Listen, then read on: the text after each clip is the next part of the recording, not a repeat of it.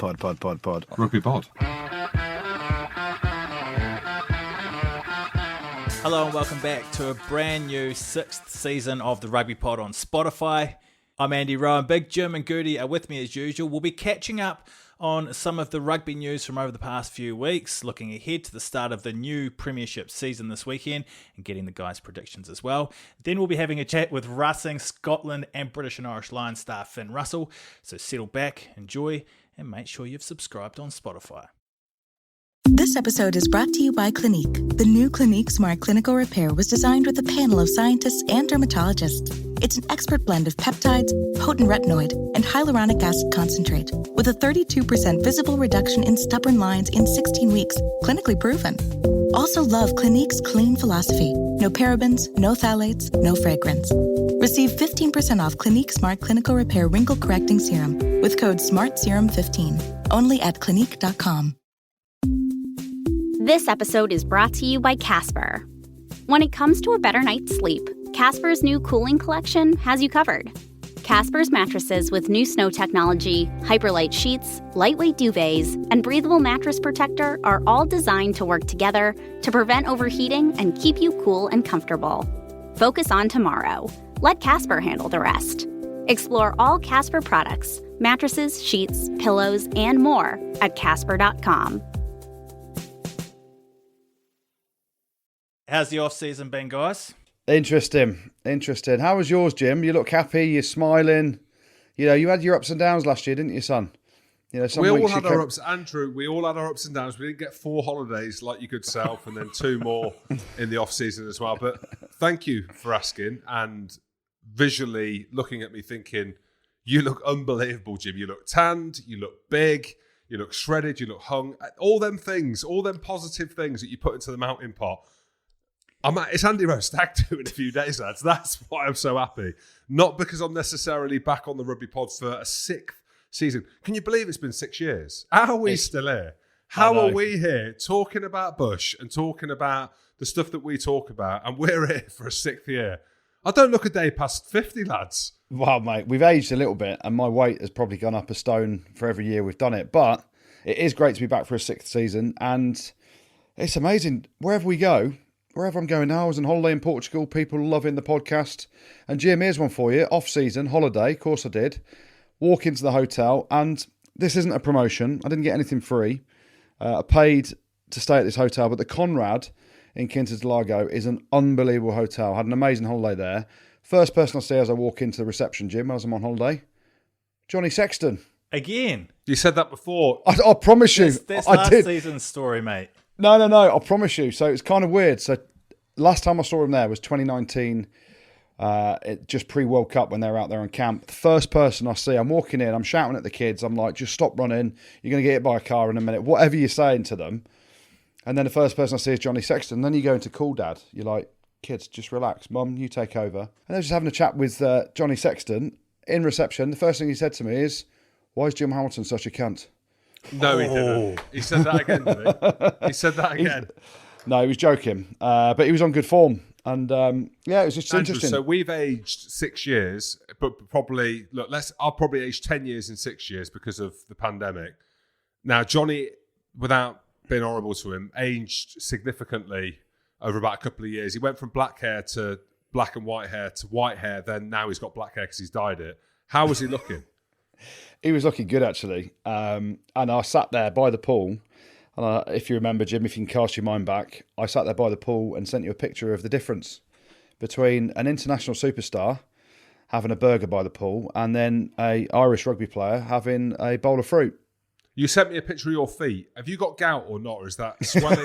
It's just the cankle, mate. It's the cankle from the operation. The It doesn't cankle. heal. That's the one. Yeah. That's the one. But nothing's changed. Well, Gertie, you mentioned people recognising you from the pod overseas. Well, I climbed Ben Nevis in Scotland. No one recognised me, but Jim, absolute superstar. Climbing Ben. It was ridiculous. Every 5 minutes. No, it wasn't. All right, it was. Yeah, it was. It wasn't every 5 minutes. It was every probably 6 or 7, humbly. You know, it wasn't that bad, but it was pretty bad. Well, so let's just clear it up then, Jim. You finally gone through with the challenge and stuck to your word, because last season, season 5, you were pulling out of physical challenges left, right and centre with Andy Rowe. You pulled out the Eton Mess. You pulled out of Ben Nevis. You pulled out of loads of things. You finally climbed Ben Nevis together. We did. I climbed it, walked it, ran it. Andy Rowe crawled up it. It was the hottest day. It was the hottest day in Scotland ever, on record, I think. And Andy Rowe, be honest, were you thinking, how has this man got up here so quick? I didn't think that you had it in you, to be honest. I saw you when you did your triathlon and you almost died running 5K. I didn't think you're going to make it Very up a true. mountain. Well, I'm not really built for a triathlon, but I am the mountain man. So I did get up there, and it was, yes, me and Andy Rowe got up there. He got the bagpipes out, which was hilarious because we played them in Glencoe or somewhere that looked fucking good on Instagram. That's all I know. And I think I broke the bagpipes, and Andy Rowe played them at the top. It was and Andrew, you were missed, is what I'm trying to say. Now, I don't want to stereotype and go off the picture that you sent me from holiday with the gout or the cankle or whatever it was. I think you would have been like a lot of the families trying to get up there. I don't think you would have got up there, Andrew. I'll be honest. No. I mean, it was quite funny. We were talking about you lots on the way up, and we were walking past people. I thought they were smoking inhalers, but they weren't. They were smoking vapes. I don't know if you smoke an inhaler for asthma, but these people, there was like these clouds of smoke, and they're like, how far is it to get up? And I was like, look, I don't want to be horrible, but I don't think you're getting up there. And if you do get up there, you're probably not getting back. Every time I smelt the watermelon or the strawberry vape, I thought of you, Andrew. How nice is it, though? That smells lovely, isn't it? Well, I think it's lovely if you're at the bottom of the hill, but if you're halfway up the biggest mountain in the UK, then no, arguably not. But you were missed. Yeah, thanks, guys. And would I have been better than Andy Rowe? Because you basically phoned me and said he was an embarrassment. He had all the gear. He had these horrendous walking boots on. These big, massive leather things. Like, I've cooked him his dinner before he's gone up. You know, I've made his bed. I've made his coffee before we've gone up. I've brought the whiskey. He's thinking, what is going on here? And he is sweating. Kind of like we will be at the weekend, Andrew, in Ibiza. But I hope so. It was good fun, though. We connected. And, look, as I say, I'm back. And, Jim, you were in Gloucester last weekend, weren't you? Well, a couple of weekends ago. I was. Andrew, while you were on holiday, I've been doing all these good things at Ben Nevis. I don't know why that was a good thing. It was a good thing for... It was a great thing for Instagram. Look, let's just put it out there. It looked bloody great on Instagram. It did, didn't it? It did, and you got away from the kids for a couple of days, right? Very true. My wife has reminded me of that with the up-and-coming trip to Spain, to Ibiza. But yeah, me and Andy Rowe again. Look, with BFFs, Andrew. Maybe it's just be me and him. But we did the game for Jack Adams Memorial at the weekend, last weekend actually. A lovely day at Kingsholm. Gloucester versus Bristol's. It was good. What about my speech before the game, Andy Rowe, for the Gloucester lads? The arousing speech. It was very arousing. I know. I saw them look at him on the video, and they're like, who the fuck is this clown talking to us? There's some absolute Gloucester legends in that changing room. And then that was my first point. I did say that. That was my first line. They cut that bit out. No, well, I did say, look, lads, there's some Gloucester legends in this room, and who better to speak to you fellas than the Gloucester legend that's been sent in? It's fucking Bristol in there, lads. It's Bristol. Let's go get. Anyway, they were fired up for the game, but it was a great occasion. They were laughing at the end of it. They were laughing. Yeah, same thing. They were. And Jim, why weren't you playing? Because obviously there was people in worse nick than me playing. I obviously couldn't turn up for the game because I was away. But what's your excuse for not playing? The body, mate. The body. No, my back's still buggered. So. Oh no, not the back again, is it? Yeah, I know. I'm not going to bring that up again this season. Well, the Premiership gets underway this weekend, hence why we're back. So should we have a look ahead to that now? And should we talk about the rules for a start? Because there's a few rule changes, isn't there? What do you guys make of those? They're called laws. Andy Rowe, just to let you know, they're called laws. I say? I mean, you said rules. Can you not call them rules? Same thing. Because what if you want to say rules is rules? Well, you can say rules is rules, but they're laws. I mean, if we're being real rugby nosy about it, and going straight into the law changes is really rugby nosy, at least call it laws, Andy Rowe. But there are a few changes, yes, and I agree with one of them, and I don't like another one. The main two that are going in. Obviously, we're going to talk about the 50-22 kick, where if you kick it from inside your own half and it bounces out in the 22 of the opposition's half, you get the line out. Now, I like that play, and I like that idea, because basically what that's trying to do is take defensive numbers out of the front line, so they've got to cover the backfield as well, which should entice teams to attack more from in and around their own halfway, the 10-metre line of their own half, etc., instead of just going to this box kick game. But I like that rule. I do like it a lot. The other rule I don't like so much because it just ends players like Jim Hamilton's career on the old pick and goos, doesn't it, Jim? Yeah, the pick and goo one, where if you get held up over the try line, it will be a drop out from beneath your post and to kick out. And It doesn't have to be beneath the posts. does it not have to be beneath the No, post? just There you try go. line. Some on the try line, yeah. Okay, well, that could be interesting then. I don't know why is it going to be any more interesting because you just hoof it long. But yeah, I think that takes away all the pick and goo stuff that we've seen. I think if we think back to last season, how good the rugby was, and obviously I don't know how, but they did. Quins won the Prem. But the kind of rugby that they played, Bristol, I mean, most of the rugby at the back end of the season was class. But there's an element of the winter months, the old pick and goo game. Rugby doesn't become as easy to watch during the winter months. And that style of game, the pick and go, Exeter are the very, very best team at it. They have been latching on.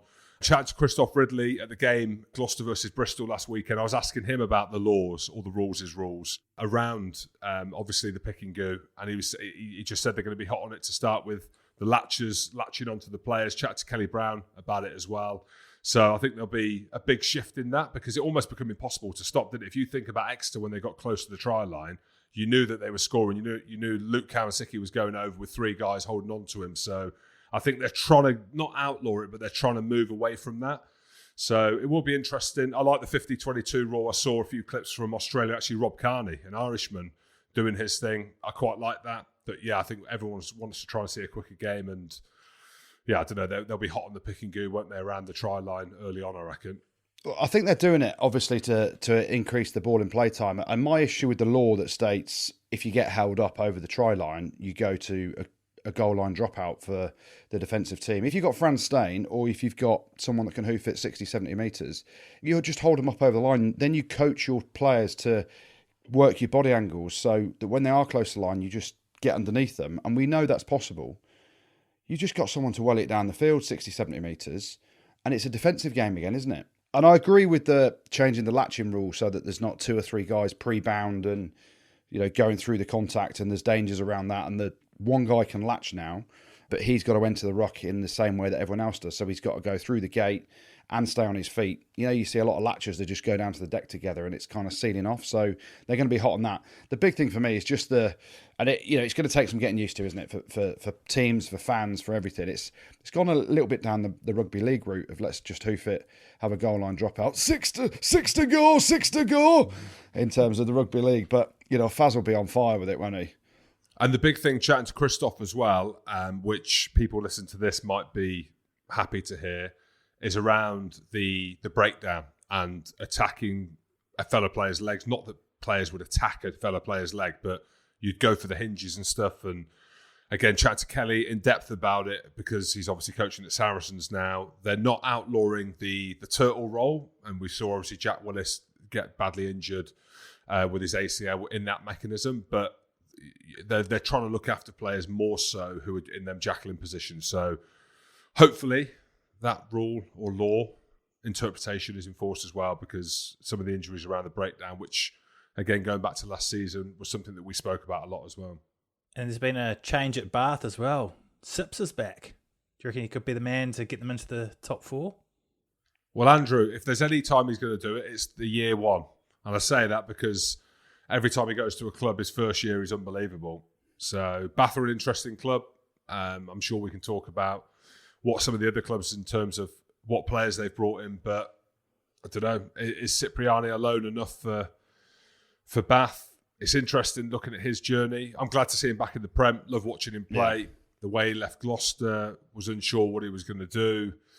And he's ended up at Bath, of all places. So, again, Bath are an interesting club to see where they go. I'm not too sure that Cipriano will be enough for them, but they're in Europe as well this year. I think the big thing for Sips is it's great to see him back playing rugby in the Premiership again, isn't it? Because he is a kind of bums on seats player. The fans will be excited to see him play, the Bath fans especially. And in reality, is he good enough, and are Bath as a squad good enough to get in the top four? I think Sips is out and out quality on his day. I don't think the Bath squad is good enough to get in the top four, even with Danny Cipriani. I think Rhys Priestland was phenomenal for him last year at times. And where did they finish? 7th or 8th? They squeaked into Europe, I know that. But yeah, I mean, top four, I think there's three big clubs, isn't there? If we're being really honest. There's 3 big clubs, I think, that will be in the top 4, and there's a load of others that will be scrapping for that 4th place. And the big 3 for me are Exeter, Bristol and Saracens when they get all their superstars back. That a boy. That a boy. There's a lot of other teams that are going to be pushing for the 4th place. Wasps, Leicester. I think Leicester will be hugely improved this year again.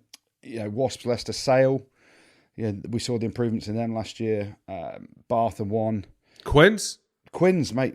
Quins are the champion team that no one gave a chance to. So... Are you giving them a chance this year? Yeah, 100%. The way they played, and if they can replicate that, but they're going to be there to be shot at, aren't they? They had a flash-in-the-pan victory, I think it was 2012 when they won the Premiership and didn't kick on from it, didn't back it up. That's the big thing for them this year, isn't it?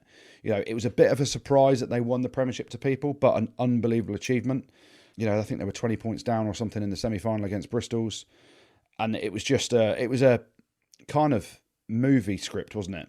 That you could write and create a movie out of it. But can they back it up this year? Well, they're not champions because they're shite. They're champions because they played bloody well and they played an expansive game, so they've got every chance. But when you are the top team, as Exeter have found, it gets harder and harder year on year. And everyone's gunning for you. So everyone will be gunning for Quins this year because they're the team that won it out of the blue. Let's talk a little bit more about Saracens, because obviously they're back, and you mentioned if they have all their superstars back, they'll be one of the top 3 big teams. What needs to go right for them? Yeah, I mean, the big thing for them is when you look at them on paper, they've got an unbelievable squad. But it's actually when you look into the detail of how much those boys can play, you're talking about Marrow, you're talking about Mako, Faz, Elliot Daly, the guys that were on that British and Irish Lions tour, and then you factor in how much international rugby there is this year as well. There's the 3 autumn internationals where there's Premiership games over some of those weekends. There's the 6 Nations. It's how quickly those guys can flip between international rugby and club rugby. And all they'll need to be is in contention come sort of March, April time, back end of the season. So they're going to win games. They're a quality outfit. Whether they've got Manu Vunipola at 10, Alex Good's come back from Japan. He won't be playing international rugby. So Alex Lazowski's coming back from France. There's quality players to keep that club in and around the top 4 while all the international boys are away. I think their squad depth will get tested. Earl was a phenomenon last year for Bristol, as was Malins. So you reel off some of these names and you've not even really mentioned Itoji and Faz and the rest of them. It's a world-class squad, isn't it? Andrew, I don't know if they're a world-class squad. Look at me. Really, look James? At us. Well, I think they're an ageing squad now. Really. So when I look at it and I think about what's happened to the club, the fact that they've lost Little Willie Skelton, who I think is one of the best players in the world. Swino's there, mate. Very true. He was unbelievable in the Championship, is all I'm saying. He was, fair play to him. But you've got Alex Good. He's obviously been in Japan. He's not, I wouldn't say he's in his prime anymore. There's talk about Mako Vunipola leaving. If Mako leaves, then I imagine Billy leaves as a package. Whether or not that's this season or next season, we can talk about the rumours around that. Obviously, the form that Faz has been in, we don't have a Richard Wigglesworth. And you think about, it's been, obviously, as we know, a year that they've been in the Championship. Michael Rhodes has retired. The guys that are coming back that we're talking about, Ben Earl, Nick Ezekwe, I'm looking at some of the names here. Nip Tompkins, who did okay at the Dragons but hasn't really kicked on. You said he'd be a British Lion, didn't you? Oh, a British and Irish Lion, but yeah, it's I was wrong. I was wrong. But I'm looking at it now. I want Saracens to be good. I think they can make the top 4. But when you actually delve deeper into their team and everything that they've been through, I think the only saving grace maybe this year is that they're not in Europe in terms of the Champions Cup. So Saracens are an interesting one because people, like you just said there, you see them as in the top 3. I want to see them in the top 3 and obviously the top 4, but it being in one of them top 3 or 4 teams in the league. But I just look at the profile of the team and I'm thinking, actually, they could be in transition here over the next 2 or 3 years. And a lot of that will depend on what Mako and Billy decide to do.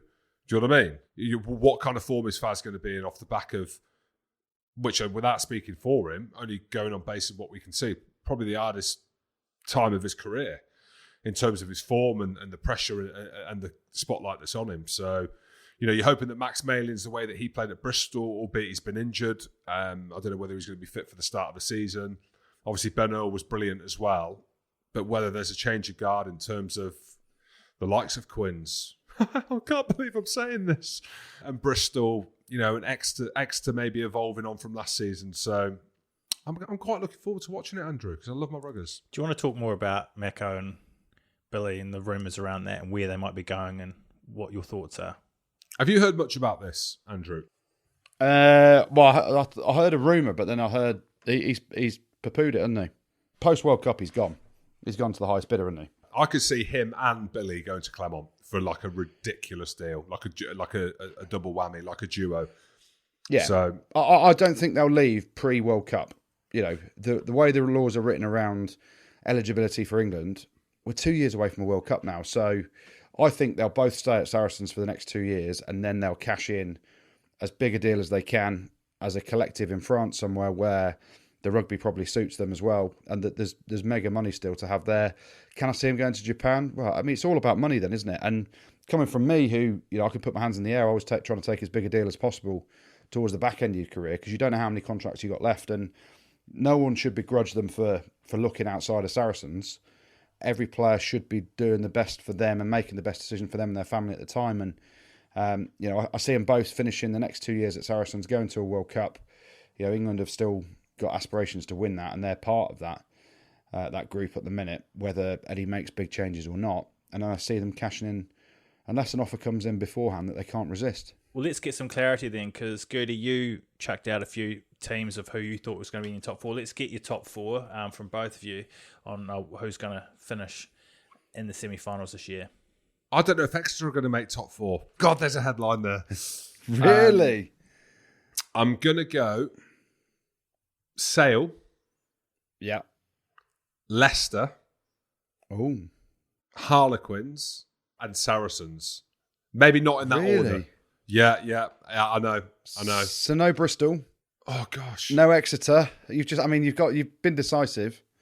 You've not put Bristol or Exeter in there, if that's decisive. I mean, stick with it, Jim. Yeah, headline, Bristol and Exeter. Jim Hamilton, rugby expert, has said that Bristol and Exeter won't make the top four. I put my name to it. Let's see how it unfolds. This is part of the discussion, isn't it? I don't know. I think Exeter might struggle because of the way that they play, especially in the start of it with the new laws around the pick and go.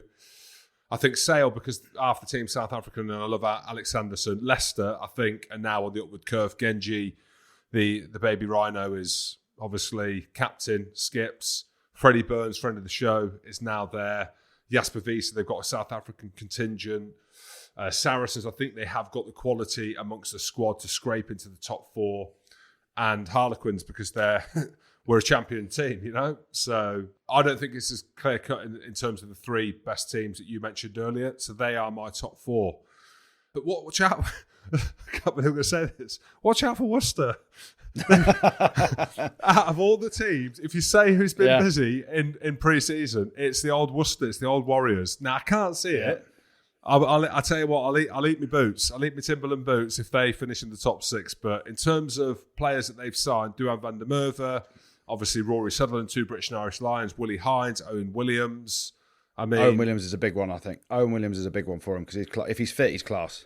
Exactly. So that's just naming 4 players, and they've been busy in the back room. Johnny Bell as well, who was at Gloucester and then went to Glasgow and then now is at Worcester. So I'm not saying that Worcester will be in the top 4. I know we are digressing and we're segueing, but I am anyway. But there's my top 4. Mate, all I know is you've said if Worcester get in the top 6, you'll eat your Timberland boots. And that was a fact that you stated on this podcast. So I will hold you to that, James. For me, I'm going the Bristol Bearbacks. A lot of pain from losing that semi-final last year. Exeter Chiefs, not in any order this. This is just the top 4 in any order. Saracens, really close between Sale and Leicester.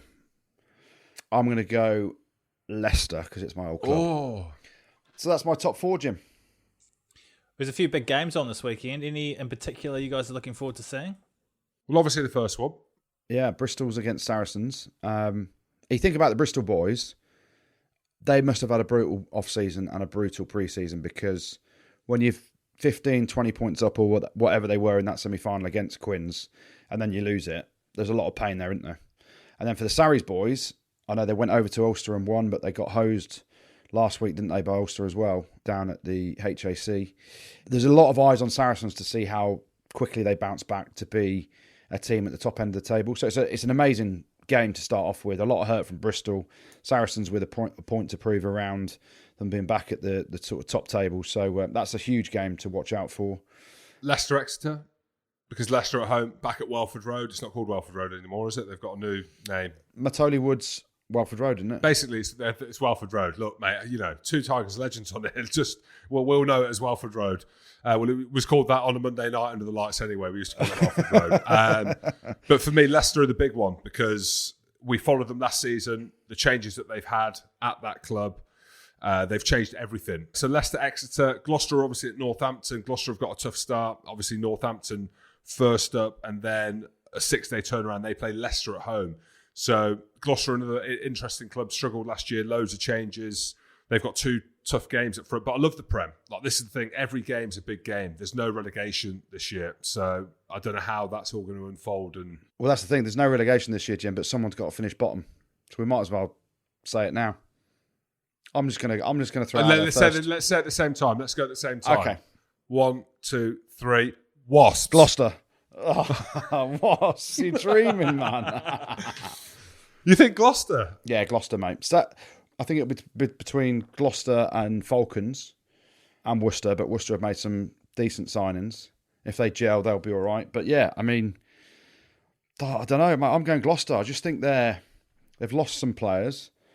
They're in a transition period, haven't they? They haven't really made massive signings. Could be tough. So you're going Gloucester. I'm going to put my hat in the ring. Oh, gosh, there's the biscuit. And say, forget it. Worcester. Mate, you just said they might make top 6 and you'll eat your boot if they do. Make your mind up, son. Well, we can take a break from the Premiership now and speak to Scotland's British and Irish Lions star Finn Russell. How are you, mate? I'm good, thank you. Finn, we were going to say how was your holiday, because looking at your Instagram, I think you were somewhere hot, but looking at your face now, I don't think... have you been to Iceland on holiday? What's up with you? I've been back for 2 weeks now, so the weather in Paris isn't quite the same as Mykonos, but... Obviously, we're going to talk about the Lions in South Africa, where it was slightly different, but how is your kind of mental state, your love affair with rugby? There's loads of stuff, loads of rumours. We've been seeing you in Aston Martins driving around Edinburgh. There's talk of you fluent in Japan now. There's a million reasons why you would be. How is things with Finn Russell? Yeah, it's all good, mate. I think I'll be back playing this week. You get 4 weeks off, which is good to get time off. Obviously, it was a long season. And then away with the Lions, we're in camp for 7 weeks. So good to get some time off just to kind of forget about rugby for a while. Towards the end of that, you start sort of know you're coming back in, so you kind of start to get ready for it like a week before you're back in. So I thought I was going to be playing last weekend. They say over here you got through 10 days kind of compulsory training before you're back able to play after holidays. So I didn't know that at the time, so I went in the 4th week and did a couple of running sessions thinking I was back playing the next week, but only to find out I wasn't. So they were a waste of time. And as a player that's obviously been on a horrendously long season, but an unbelievable season last year, and culminating in that last game for the Lions, we'll come on to that in a minute. How loose can you get in those sort of 3 or 4 weeks off that you get? Because I used to go as hard as I could. Obviously, we've seen the Instagram pictures you were away in Mykonos with Chris Harris as well, and there was a bit of a celebration there. Did you properly let your hair down? I mean, I know there's not much hair on top of your head, but did you properly let yourself go?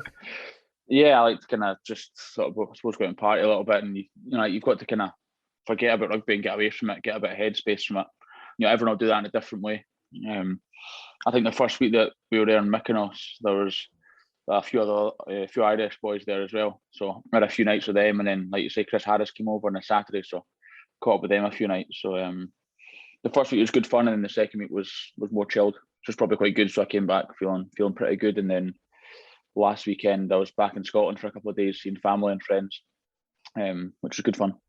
Finn, what's it like in Mykonos? I was at Ben Nevis with Andy Rowe. We were just talking about it humbly before. I'm getting stopped every 3 minutes for photos. Now, we got up there in 2 hours 20. If I didn't kept getting stopped, I would have got up there in an hour and 15. Are you getting absolutely mobbed in Mykonos or not? Or is it just me at Ben Nevis, humbly? I think just you at Ben Nevis. There's only one night, I think, that someone was chatting to us, and that's when we were out with the Irish boys as well. But what about when you come back to Scotland, though? So when you're driving around in the Aston Martin, let's talk about it humbly now in terms of your profile. Is it weird now? Because I know you're over in Paris, you've had a change in focus, and you can obviously hide away over there in the Moulin Rouge or wherever it is. But when you come back to Scotland, is there an element now of, the Prince of Scotland, me being the King of Scotland, has arrived, kind of thing? Well, when I was back, so like I said, I got a car from Aston Martin for the weekend when I was back, which was great. But being back, you end up having to just you sort of catch up with a lot of people when you're there, so there's not much time actually to be in places. I took a house out by North Berwick in Galway for the Friday and Saturday for my family and friends, so I didn't really see too many people. There was only one restaurant, I think, the whole time I was there.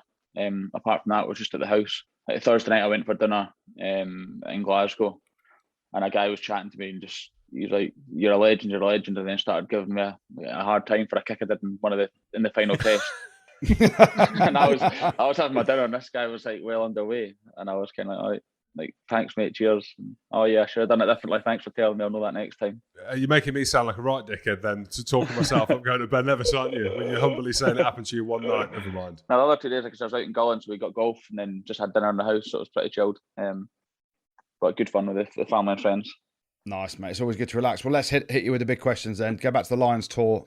An interesting tour, very different to what everyone's used to. You guys, it must have been incredibly difficult at times to be kind of locked down the way you were in the hotel complex. And we spoke to a few of the lads while they were out there. But for you as well, being injured and then coming back for that unbelievable performance in the last test, just sum everything up for us, because there was so many highs, but also a few lows as well with the injury. And then your amazing performance in that last test must be tinged with a little bit of regret because ended up losing the game. Yeah, I enjoyed it. I enjoyed being in camp with the boys and getting to know them all. Like you know yourself, you know quite a few of the boys from playing against them a little bit, and I was there for a wee while in the last tour, so I knew a few of them. But it's good being there for the whole time to actually get to properly know them.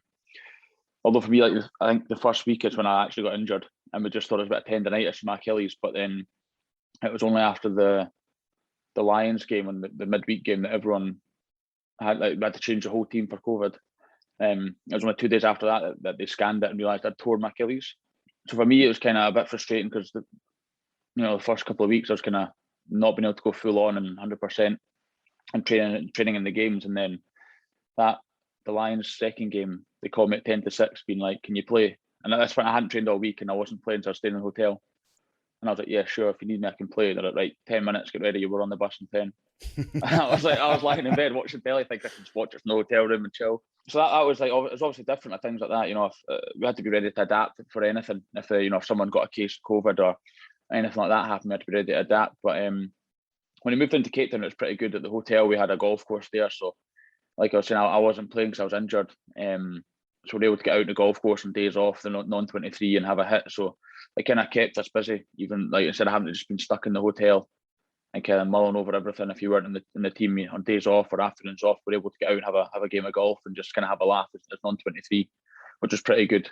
How was it watching those games, and also, what was your sort of thoughts on, because tactics-wise, you're quite a exciting player, known for your flair, if you like. But how was it watching the Lions and the Springboks play? Because the styles were it was all very physical, wasn't it?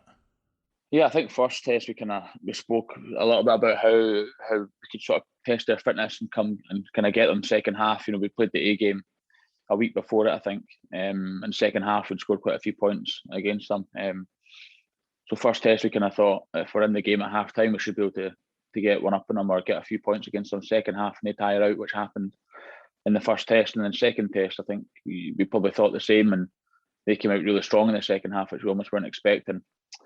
But yeah, I think it was both teams kind of played a similar game of almost just sort of kicking a lot and trying to pressurise other teams through the kicking battle and territory.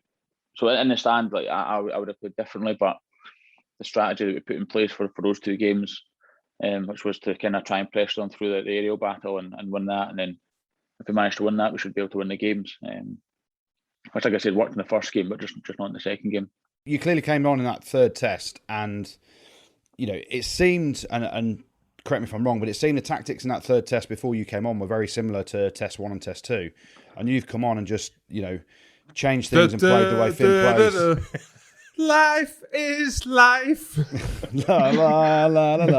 And that's the thing, though. You're coming on, and everyone is, while everyone was pretty disappointed for Dan Biggar to come off injured, everyone's absolutely buzzing because you're coming on, and it's a real change in mindset. And that's nothing against Dan Biggar at all, but Finn comes on, the Lambo's there, the Aston Martin's coming with him as well, and the ball is just going to get pinged around all over the place. And that's me as a fan now, having, seen you play and played against you and all this stuff. But did you just rip up the script and go, we're just going to play what we see, or was it a case of actually we were going to play that way anyway? And just to piggyback that as well, Finn, just maybe answer both, because that's a great question by Goody, but what were you nervous as well coming on? Because there was all the talk in the media, get Finn out for the third test.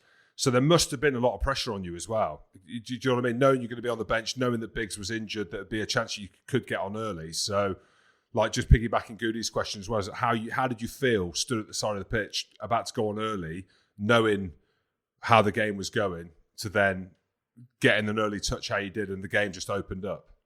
On both the questions, the third test, we kind of decided to change the game plan, and we said, right, we're going to play off 9, then off 10, and then look to go wide and actually play a more expansive game instead of the first 2 games, which was play off 9, first 2 phases, then, I don't know, try and go wide, I suppose, but after that, it's hard to go wide because it's so narrow.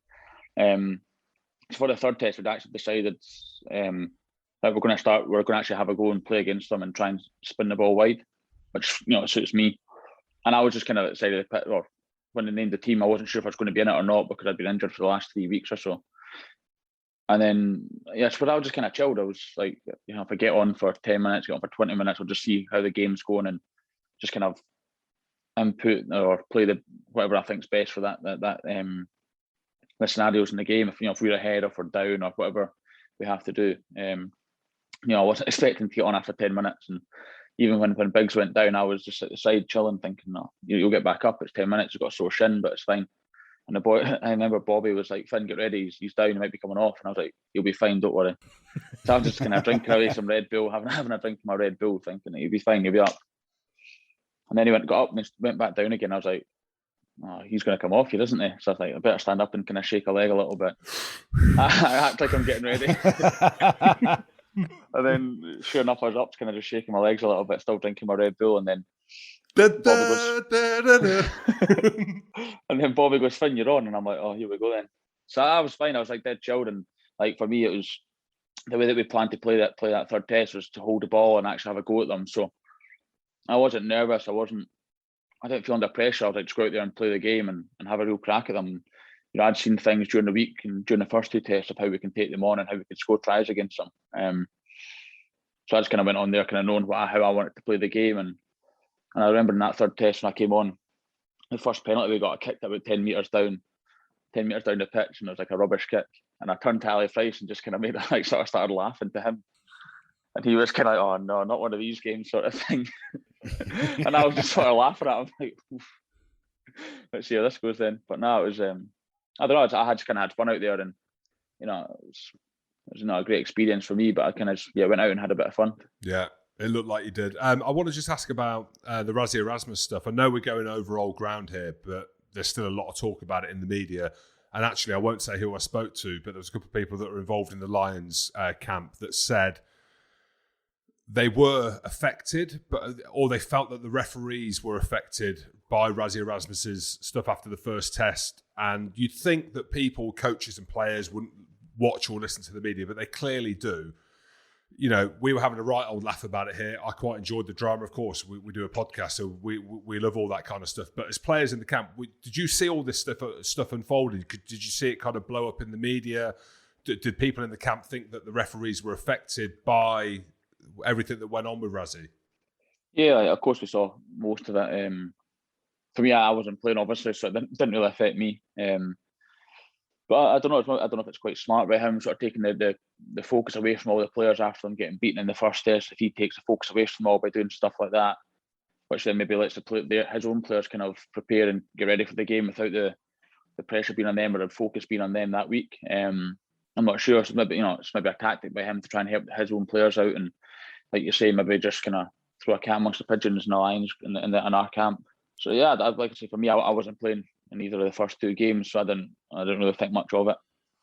But for certain players, if it might have might have an impact on them, whether it's in the scrum or the drive or whatever it is. Like I say, for me, I didn't really. I was kind of laughing at the tweets and stuff. I didn't really think much of it. One of the things I want to ask you about, Marcus Smith, who came on the tour towards the back end of it, obviously, not a replacement for you, but part of your injury. We've been blowing smoke up his arse on this podcast for a long time now because he's a quality operator, not only when he burst onto the scene sort of talent-wise, but now in terms of his maturity as a 10, and I think he's only still about 14 as well, looking by his beard. But I can just imagine you two at training, practicing little skills together and messing around and just enjoying life and all that stuff. How was he on the tour? Was he like a young kid coming through, or was he someone that really rose to the occasion amongst all the big names? No, I think he definitely rose to the occasion. I've known Marcus the past year and a bit now, because I sort of spoke to him a little bit when he wasn't in the England squad and stuff, and I think at Harlequins it was quite tough for him before they came good, obviously. So I've spoken to him quite a lot. Then when he came on tour, and I just kind of had a laugh with him. We got on really well. I think he's still on holiday now. I think he got about 10 weeks off after it. Finn, what do you mean you spoke to him? So, as in, did he reach out to you, or how did that work? No, we've got the same agent. I think just with the game plan that Harlequins had in place, it kind of wasn't suiting him, and he was sort of not, I suppose, maybe not as happy as he could be there, not playing as well as he could, just as he felt. I suppose he was a bit kind of, his hands were tied for the attack and stuff. And with us having the same agents, my agent said, "Would you be able to have a chat with him?" And I was like, "Yeah, no bother." So just spoke to him a little bit about how if I've had issues with coaches or kind of game plans or anything, how I kind of dealt with it, or what I thought you should do and stuff. Nothing too much, just like a kind of mate sort of chatting to him, and I've a little bit more experience than him, so just try to help him on his way. And then also we pulled him in the Heineken Cup last season, so got to go against him, and then caught up with him during the game and stuff. So, but every now and then we'll just text, and then again during the tour we got really close. As neither of us were sort of playing in the tests, and we had a few free nights and stuff and rounds of golf. I think I actually took him for a bit of cash in a golf course quite easily. But good stuff. Hey, your agent must be pretty happy at the minute. He's got the brightest young talent in England coming through at 10, and as we know, 10's the money position, and then he's got Finn just naming his price in Japan, in Paris, wherever he wants. So you obviously can't comment on that. But Marcus Smith, now, would you, if you're part of the fact that you're Scottish and you're Scotland's sort of best player, number 10, all this stuff, would you have Marcus Smith starting at 10 for England come the autumn now? Because to me, his form dictates he should be. Yeah, I think it depends how Eddie wants to play. That's the thing. If he wants to actually play to attack and have a go, definitely Marcus Smith. He can also control the game, but if he's going to just kick the ball in there and play that sort of style of rugby, then I could see him going with a forward who's more experienced and plays that sort of style of rugby quite often and has done it for years with England. Personally, for me, I'd go with Marcus. He's got that X factor. He can create things from nothing. His goal kicking is great, and actually all his kicking is great, really good. So I think it's just I don't know, people might think he's just all about attack, but then again, working with him in the Lions there and getting to know him, he's got a really good brain for rugby. So I think it's just everyone sees him as this bright spark coming through for attack, because he does, a hitch kicking does someone on the outside, but his actual knowledge of the game is really good for a young player. So yeah, for me, I'd definitely start him. But again, it then obviously depends how Eddie wants to play and who he's going to have outside him. If you had Marcus and Faz playing there, then you've got a 10 and 12 that can ball play, can kick, and if you wanted to go into that kicking game, then you've got Faz to help out there if he needs to, get a shift at one pass and kick it, or Marcus can do it all. I think they can get a great combination there. Definitely. Let's just pick your brains a little bit, Finn. The new law coming around the 50-22 kick. Does that excite you? Do you think it's something that will help the attacking team because the defensive team have got to cover the backfield a bit more, maybe? Yeah, I think especially first phase off scrums and lineouts. They're going to have to drop two players back every time from kind of 30 metres out from the opposition line, in case of that 50-22. Off turnovers, I'd imagine there'll be more space as well, because teams, if want to turn over, they'll have to try and race back to cover the 50-22. Therefore, leaving a little bit of space in front of you. Generally 10 and 15 will drop back, but if people start overthinking it, and then there could be other space and turnovers or counter attack and stuff. But also at the same time, on turnovers and counter attack, then teams are going to start looking for that 50-22. So it could be a way to quickly make yards off any turnover. If let's say we win a line out and they've got their whole back line flat, get the ball to 10, he can look as on to put the kick in the corner for the 50-22, or say their full back rushes back and their winger flies back, then there'll be space in the width. So, and again, just going back to the Faz and Marcus thing, if you've got a 10, 12, 15 that can all kick the ball, if you do one pass, two pass, then the full back's going to have to stay back. If the opposition are in their half, because they can't come up, if you've got a 10, 12, 15 that can all kick the ball. And then Chuck Slade in there as a left footer going the other side. I think having guys who are ball players but can kick it as well will be maybe a thing that we'll start seeing going forward. So it kind of forces the 10 and 15 to hold the backfield and creating space on the outside for others. 10, 12, 15 kickers of balls. Talking of numbers, it's all a bit confusing. Talking of numbers, Finn, Goody didn't want to ask the question, but I'm going to ask it. Japan, yes or no? £1 million, $1 million, million yen. I don't know what works out better. $1 million yen, it's not working out. $1 million or something, anyway, which sounds a lot. What were the chances? Was the opportunity there? Was it just a rumour? Have you got appetite to do that? Are you holding Racing over a barrel? What's happening? Nah, I got in contact with my agent and stuff, so they're chatting about it. But for me, I want to stay at Racing. It's a great club, and I love being here in Paris. So I've got this season and next. So I think, the only way that I would go would be if it was kind of footballer money. Start paying me what Messi gets paid, and I'll think about it. I thought you were more than that already, son. That's what we reckon anyway. Last question, Finn. I've got to ask you one more thing. A bit of magic you produced against Munster in the Champions Cup not so long ago. Now, we all know you put the grubber kick through. Did you mean to go for the nutmeg? Because that's all I need to know, because that was absolute class. Was the nutmeg a lucky bonus? I know you're trying to see the space behind, but I reckon you've megged him deliberately and absolutely mugged him off. It's one of these things in my head when I got the ball. I wasn't thinking I'm going to nutmeg this guy, but then as he saw me shaping for the kick, he obviously throws a leg out. And again, it wasn't like there he's thrown a leg out, I need to put it through his legs. It's just like, that's the best space to go for it. So, if I'd have gone to the left, I would have probably stopped it with his feet. I did do it, I think the World Cup 2015 to the physio, Stephen Much, did it to him in a training session. I was coming back from an ankle injury. He didn't fall over though after it. Don't mention the 2015 World Cup. Jim gets very angry about that, don't you, Jim? Yeah. I was going to say, did you remember that, Jim? But No, I can't remember that. Two-step lob, mate. Hey, two-step lob. You wouldn't be here. I wouldn't be here. We'd be in Scottish folklore history. But anyway, we're 6 years in now. People are sick of hearing about the World Cup. All right, Finn. Thanks for coming on the show, mate. Great stuff in South Africa, and best of luck in France this year, mate. Thank you. Cheers, Finn. Cheers, Finn. Good on you, buddy. All good. Thanks for coming on. Legend. No worry at all. Thanks, mate. Appreciate it, pal. Cheers. See ya. This episode is brought to you by Southern Company. Southern Company is making energy smart and sustainable for their 9 million customers across the country. From modernizing infrastructure to achieving their interim carbon reduction goal 10 years early, Southern Company is committed to building a clean, resilient energy future today and for generations to come. Southern Company, building the future of energy. Learn more at southerncompany.com/future. This episode is brought to you by Madewell.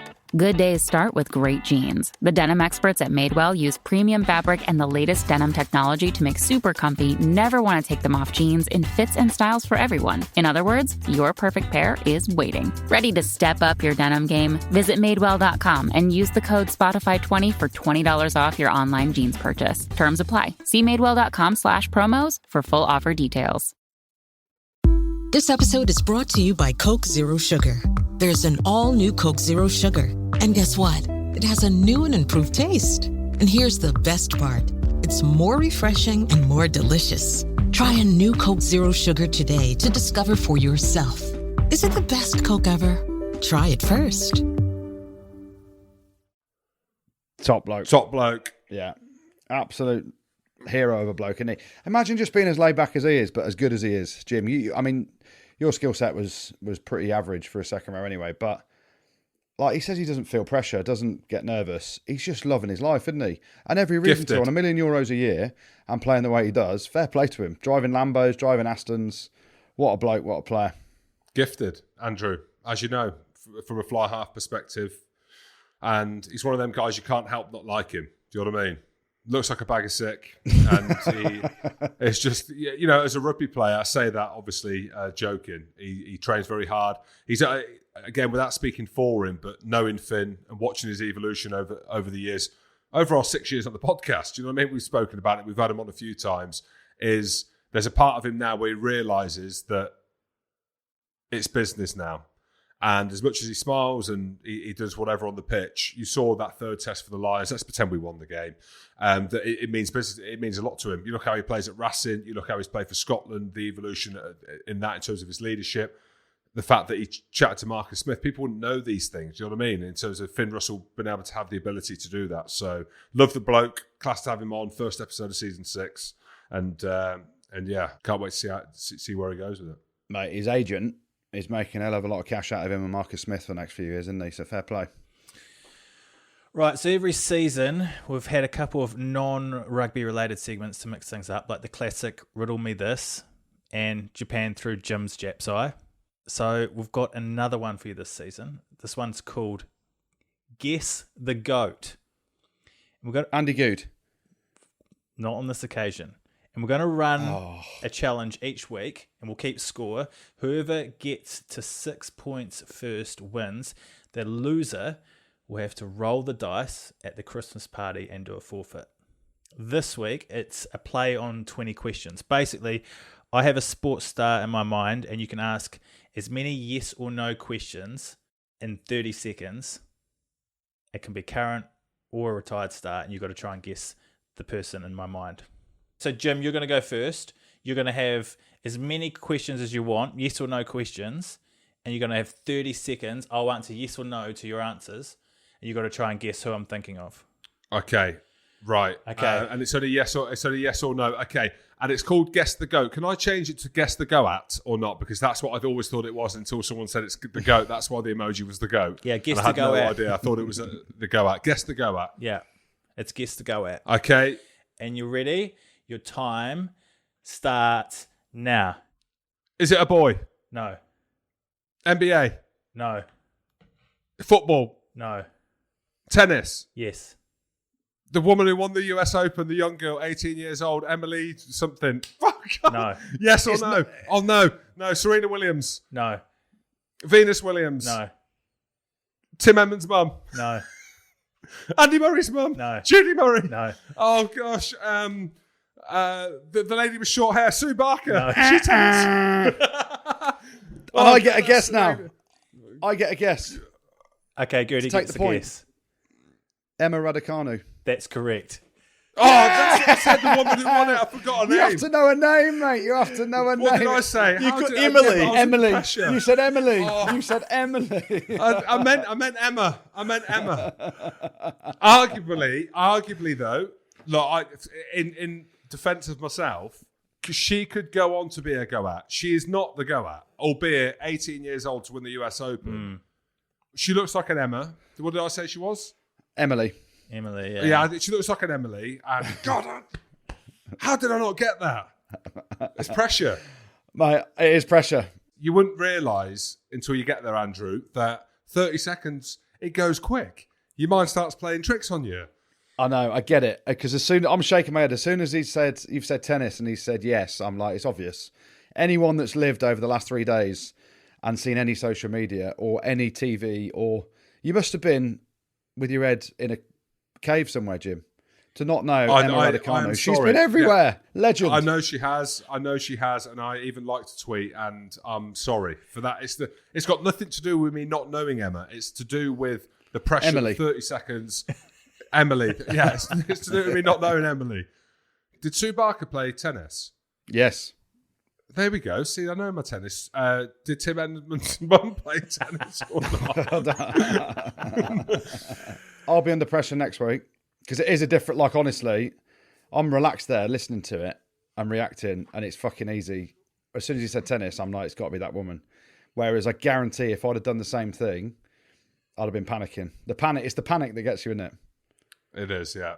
I mean, who says Sue Barker, really? I mean, she'd go out. There's a bit of rugby going on overseas in Australia over the weekend with the Rugby Championship. Did you watch the Springboks Australian game? My goodness. Quade Cooper. 8 from 8.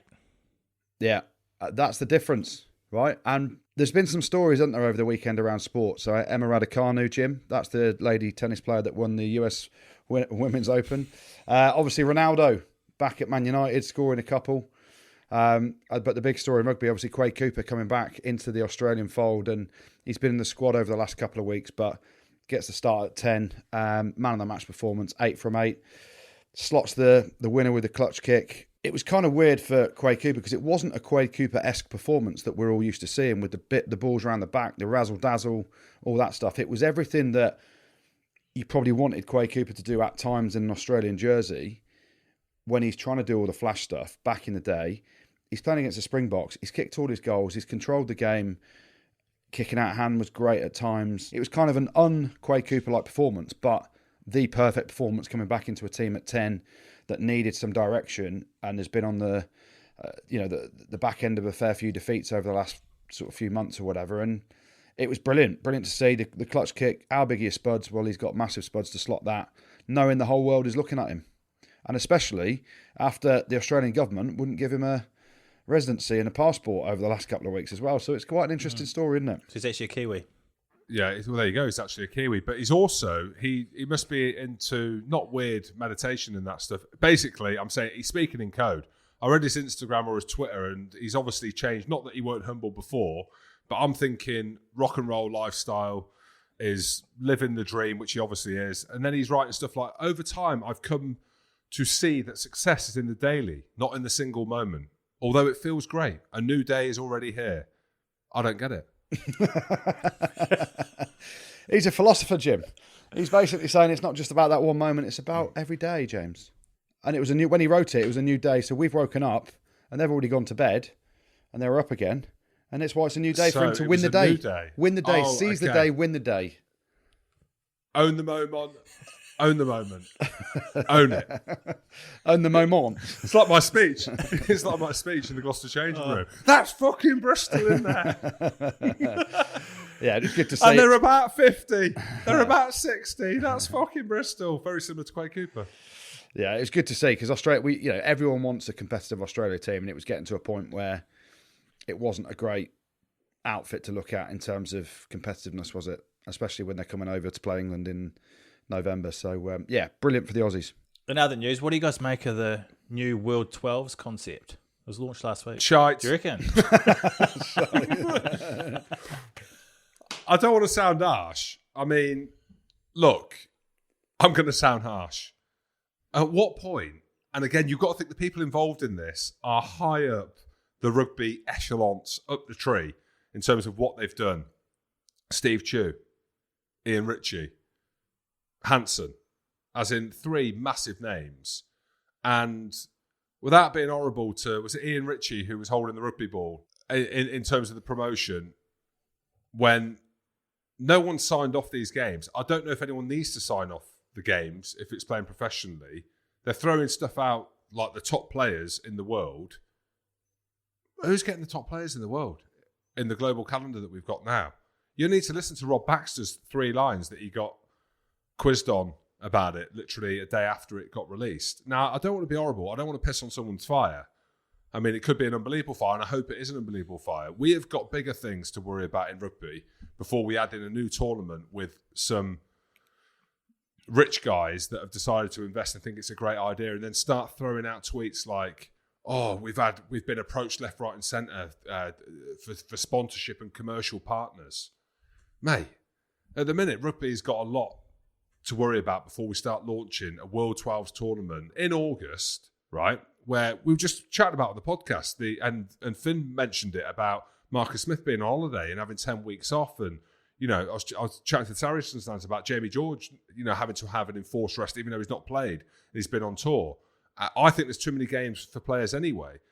Now, I'm going based on what they're saying about having the best players in the world. These best players in the world, Semi Radradra, is going to be playing for Bristol's. Do you know what I mean? Owen Farrell's going to be playing at Saracens. Danny Cipriani is going to be playing at Bath. I know these. We're talking about Premiership players. Quade Cooper is now going to be playing for Australia, and he's going to get picked up by a team in Japan. Bowden Barrett, is he going to be playing?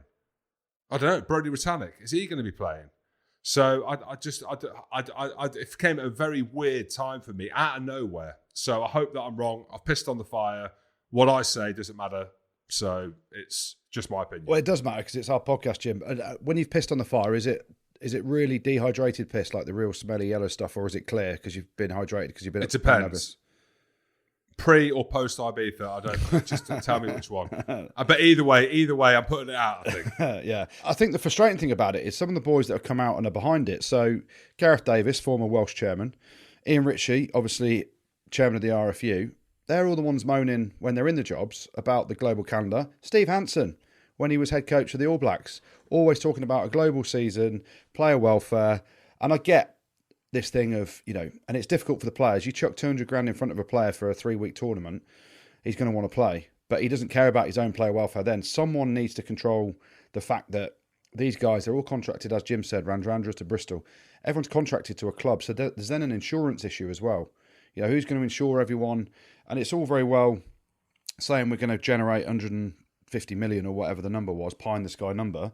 Rugby's hemorrhaging money at the minute over the last few years. And the only things that really make money, I think, are the World Cups at the minute, as things stand. And every union is struggling financially now because of the pandemic, and they want to get back to bouncing on their feet as quickly as possible with full stadiums to try and cover some of the losses. And when you talk about player welfare is the ultimate thing, isn't it? Everyone bangs on about it.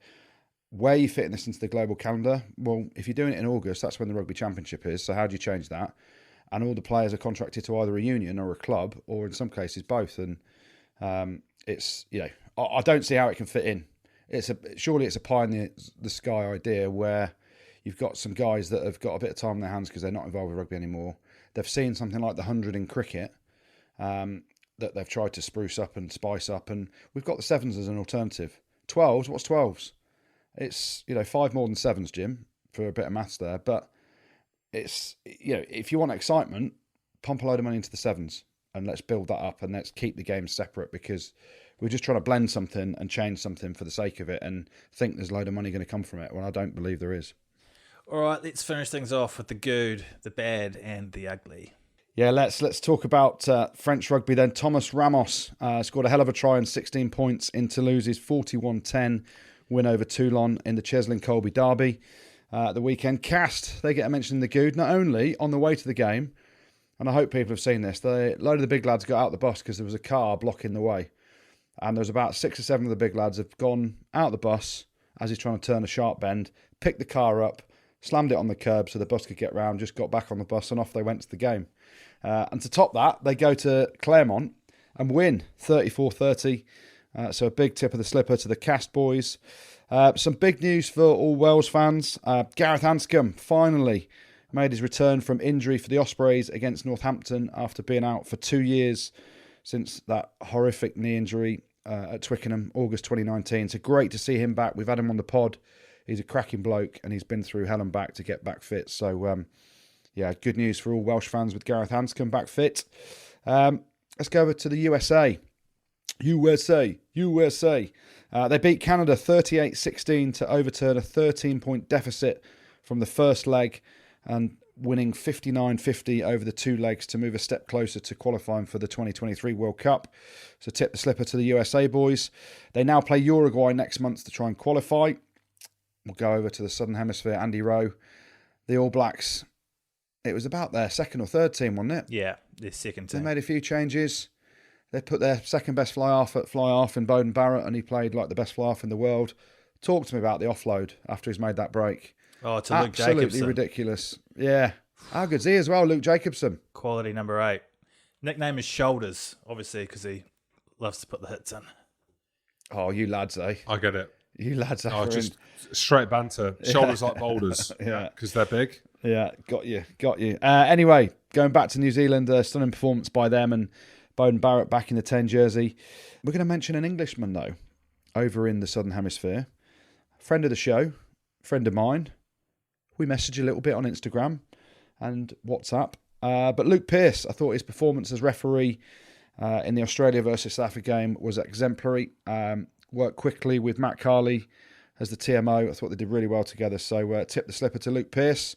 But the good this week can only go to one place. One team, one player, one man. Quade Cooper, 23 points in total, kicked 8 from 8 on his comeback, including the winning penalty with the last kick of the game as Australia beat the champions Springboks, the world champions, 28-26 in Australia. There's been loads of negativity around them recently, but they've just beaten the world champions and the team that dusted the Lions.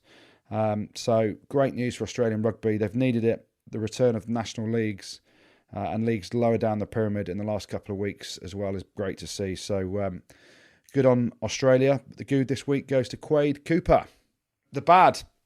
A few bits of bad, to be honest. Claremont losing at home. We mentioned it earlier to Cast. Doesn't happen often at the Stade Marcel Michelin. Didn't see it. You didn't see it, James, no, but they did lose 34-30.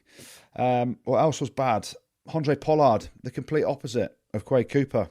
His goal kicking, he had another off day with the boot. His kicking is now come into question a little bit, isn't it, James? You saw that in the third test for the Springboks against the Lions. They brought Mornay Stain on, and who thought he could kick a goal anymore? Not you. Exactly. But Andre Pollard, he left 8 points out there, which would have meant the Box won the game. You flip that and Quade Cooper kicks the winner. So a bad day for Andre Pollard. Argentina have got to get a mention in the bad this week. Lost against New Zealand. Didn't score a try. Didn't score a point. 39-0, wasn't it, Andy Rowe? Yes, it was. 39 zip. Yeah.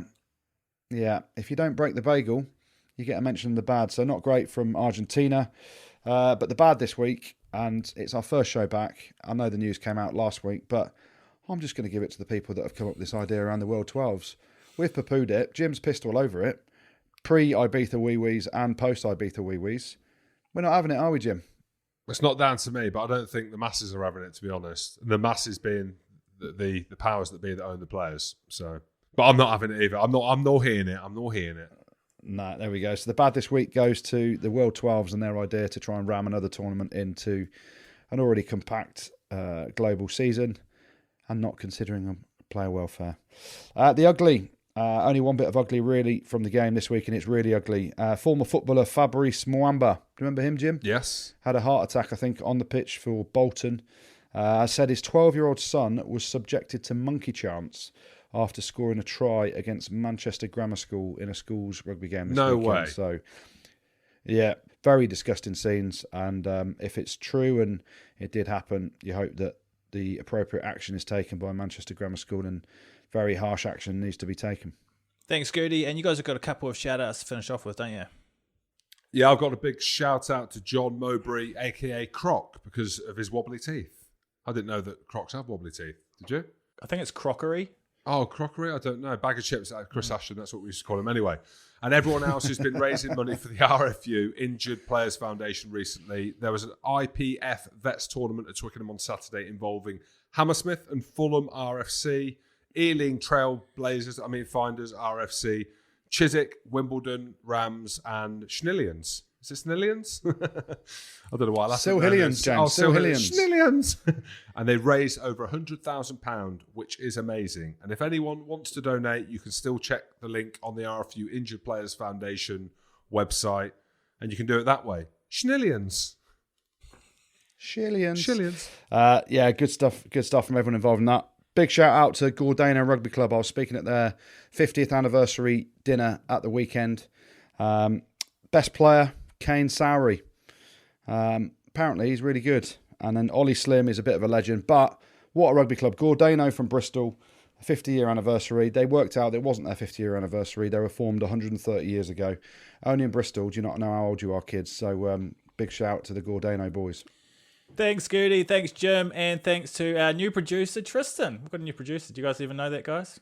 Yes, of course we did. And if it comes out, the podcast is normal, then I'll thank him next week. But obviously, this is his cup final, getting the first episode of season 6 out there. And then we will welcome him with open arms if he's pressed record. So welcome, Tristan. This is your life. Good luck. And thank you very much for listening as well. Don't forget to check us out on YouTube and make sure you've subscribed on Spotify. Rugby Spod. Spotted pod.